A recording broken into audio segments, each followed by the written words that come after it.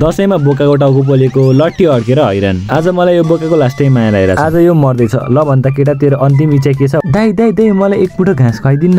अनि मेरो बोकाको अन्तिम इच्छा पूरा गर्दिन मैले एक मुठो घाँस खुवाइदिए। अब के गर्छस् केटा लु खा। भोलिदेखि खाना पाउँदैनस्। अनि त्यसपछि मैले चाहिँ अब बोकालाई काटेपछि अहिले पानी तताउनको लागि दाउरा झिके। अनि त्यसपछि म लागे अब हाम्रो अस्ति भर्खर सुत्केरी हुनु भएको भैँसीलाई खोलिदिनलाई। अनि मैले चाहिँ मेरो भैँसीलाई खोले पनि दिए। बिहाको छ नि त दुध पनि खानु पर्यो। लु आइज मलाई एक दुईटा सेल्फी हान्न त मनी मसँग।